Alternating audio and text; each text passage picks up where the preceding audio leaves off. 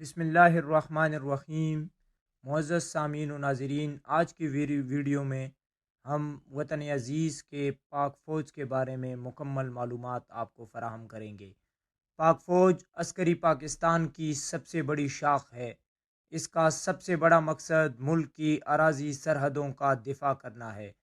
پاکستان فوج کا قیام 1947 میں پاکستان کی آزادی پر عمل میں آیا۔ یہ ایک رضاکار پیشہ ور جنگجو قوت ہے۔ International institute of strategic studies کے مطابق اپریل 2013 میں پاک فوج کی فعال افرادی قوت 7,25,000 تھی۔ اس کے علاوہ ریزرو غیر فعال قوت 5,50,000 افراد پر مشتمل ہے۔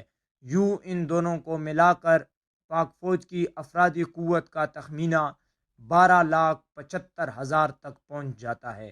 اگرچہ آئین پاکستان میں جبری فوجی بھرتی کی گنجائش موجود ہے، لیکن اسے کبھی استعمال نہیں کیا گیا۔ پاک فوج بشمول پاک بحریہ اور پاک فضائیہ کی دنیا کی 7ویں بڑی فوج ہے۔ پاکستان کی آئین کے آرٹیکل 243 کے تحت پاکستان کے صدر افواج پاکستان بشمول پاکستانی بحری فوج اور سویلین کمانڈر ان چیف یا سپہ سالار کا منصب رکھتے ہیں۔ آئین کے مطابق صدر پاکستان وزیر اعظم پاکستان کے مشورے و تائید سے چیف آف آرمی اسٹاف پاک بحری فوج کے عہدے کے لیے 4 سٹار والے جنرل کا انتخاب کرتے ہیں۔ فی الوقت پاکستان فوج کی قیادت lieutenant general Qamar Javed Bajwa chief of army staff کر رہے ہیں، جبکہ جنرل زبیر محمود حیات chairman joint chief of staff committee کی ذمہ داری سنبھالے ہوئے ہیں۔ 1947 میں آزادی کے بعد سے پاک فوج بھارت سے 4 جنگوں میں متعدد سرحدی جھڑپوں میں دفاع وطن کا فریضہ انجام دے چکے ہیں۔ عرب اسرائیل جنگ، عراق کویت جنگ اور خلیج کی جنگ میں حلیف عرب ممالک کی فوجی امداد کے لیے بھی نمایاں خدمات انجام دیے۔ حالیہ بڑی کارروائیوں میں operation black thunder storm, operation راہ راست اور آپریشن راہ نجات شامل ہے۔ لڑائیوں کے علاوہ پاک فوج اقوام متحدہ کی امن کوششوں میں بھی حصہ لیتی رہی ہے۔ افریقہ، جنوبی ایشیا اور عرب ممالک کے افواج میں پاکستانی فوج کے ایک دستے نے اقوام متحدہ امن مشن کا حصہ ہوتے ہوئے 1993 میں موغادیشو صومالیہ میں آپریشن گوتک سرپنٹ کے دوران میں پھنسے ہوئے امریکی فوجیوں کی جانیں بچانے میں ایک اہم کردار ادا کیا۔ پاک فوج 3 جون 1947 کو برطانوی ہندوستانی فوج یا برٹش انڈین آرمی کی تقسیم کے نتیجے میں معرض وجود میں آئی۔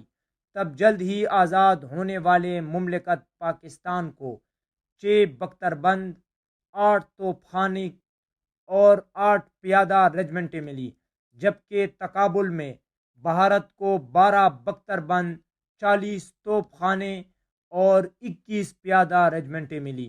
1947 میں غیر منظم لڑاکا جتھے، اسکواڈز اور قبائلی لشکر کشمیر کے مسلم اکثریتی ریاست پر بھارت کے بزور قوت قبضے کے اندیشے سے کشمیر میں داخل ہو گئے۔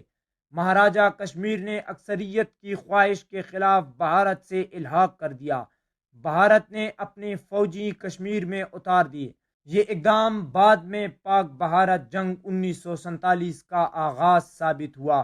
بعد میں باقاعدہ فوجی یونٹی بھی جنگ میں شامل ہونے لگی، لیکن اس وقت پاکستان بحری افواج کی برطانوی commander in chief general sir Frank Messervy کی قائد اعظم محمد علی جناح کی کشمیر میں فوج کی تعیناتی کے احکامات کی حکم اندولی کے باعث روک دی گئی۔ بعد ازاں اقوام متحدہ کی زیر نگرانی جنگ بندی کے بعد پاکستان کے زیر قبضہ کشمیر کا شمال مغربی حصہ پاکستان کے، جبکہ بقیہ حصہ بھارت کے زیر انتظام آ گیا۔ اس کے بعد 1950 کی دہائی میں پاکستانی افواج کو دو باہمی دفاعی معاہدوں کے نتیجے میں امریکہ اور برطانیہ کی طرف سے بھاری اقتصادی اور فوجی امداد موصول ہوئی۔ یہ معاہدہ بغداد یا بغداد پیکٹ، جو سینٹرل ٹرینی آرگنائزیشن کے قیام کی وجہ بنا، اور south east asian treaty organization 1954 میں ہوئی۔ اس امداد کے نتیجے میں افواج پاکستان کو اپنی دفاعی صلاحیتوں کو بڑھانے کا موقع ملا۔ 1947 میں پاکستان کو صرف 3 انفنٹری ڈویژن ملے، جن میں انفنٹری ڈویژن 7، انفنٹری ڈویژن 8 اور 9 ڈویژن شامل تھے۔ 10ویں، 12ویں اور 14ویں ڈویژن 1948 میں کھڑا کیا گیا۔ 1954 سے پہلے کسی وقت 9ویں ڈویژن توڑ کر 6ویں ڈویژن کھڑا کیا گیا، لیکن 1954 ہی کے کسی وقت اس کو بھی ختم کر دیا گیا، جس کی وجہ امریکی امداد کا صرف ایک بختر بند یا آرمرڈ ڈویژن اور 6 انفنٹری ڈویژن کے لیے مخصوص ہونا تھا۔ پہلی بار پاکستانی افواج کی اقتدار میں شراکت جنرل ایوب خان کی 1958 میں ایک پرامن بغاوت کے ذریعے دیکھنے میں آئی۔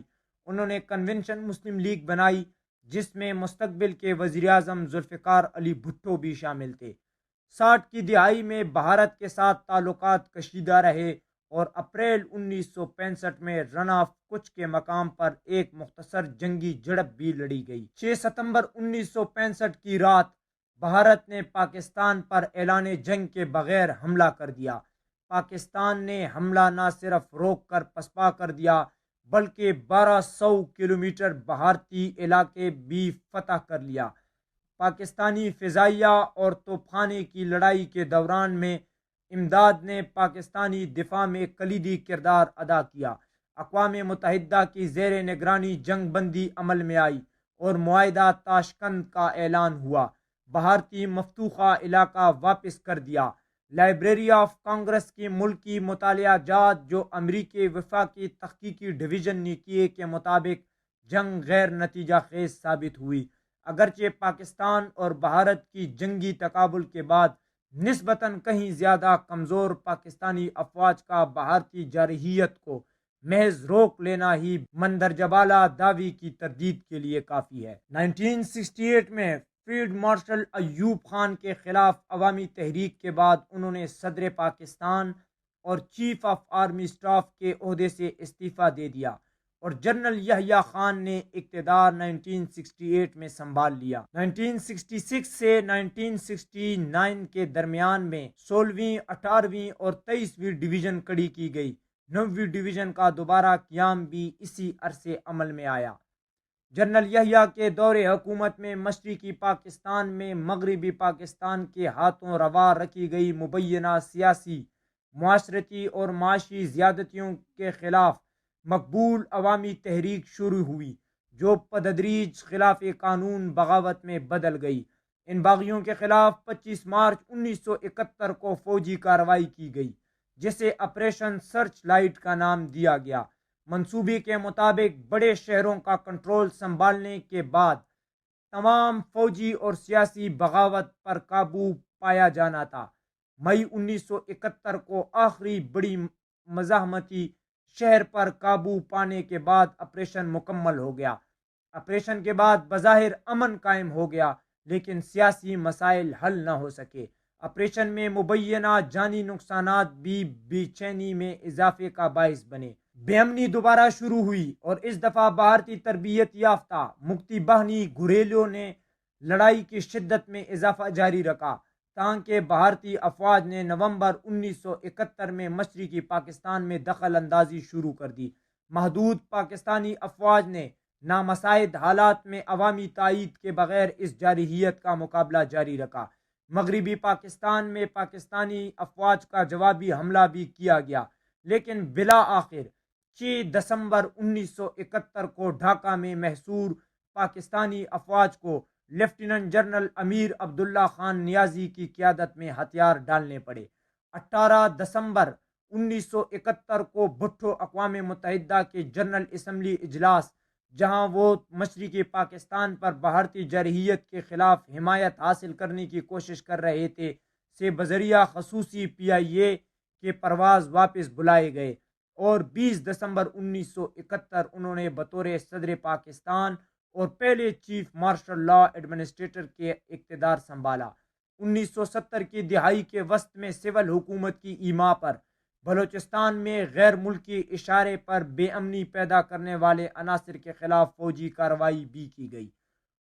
1977 میں اس وقت کے آرمی چیف جنرل محمد ضیاء الحق نے عوامی احتجاج اور مظاہروں کے بعد ذوالفقار علی بھٹو کی حکومت کا تختہ الٹ دیا۔ ذوالفقار علی بھٹو کو ایک سیاست دان قصوری کے قتل کے جرم ثابت ہونے پر عدالت نے پھانسی کی سزا دی۔ جنرل ضیاء الحق موعودہ 90 دن میں انتخاب کروانے میں ناکام رہے اور 1988 میں ایک طیارے کے حادثے میں جاں بحق ہونے تک بطور فوجی حکمران حکومت جاری رکھی۔ 1980 میں پاکستان نے امریکہ، سعودی عرب اور دیگر اتحادی ممالک کے ساتھ افغان مجاہدین کو 4 روسی افواج کے خلاف ہتھیاروں، گولہ بارود اور جاسوسی امداد جاری رکھے۔ پہلے خلیجی جنگ کے دوران پاکستان نے ممکنہ عراقی جارحیت کے خلاف سعودی عرب کے دفاع کے لیے افواج فراہم کیے۔ محتشم سامعین، یہ پاک آرمی کے ویڈیو کا پہلا حصہ ہے۔ انشاءاللہ جلد اس کا دوسرا حصہ اپلوڈ کر دیا جائے گا۔ آپ سے جانے سے پہلے گزارش ہے کہ ویڈیو کو لائک کریں، چینل کو سبسکرائب کریں اور بیل نوٹیفیکیشن کو دبا دیں تاکہ آپ کو بر وقت اپڈیٹ ملتی رہے۔ پاکستان پائندہ باد، پاک فوج زندہ باد۔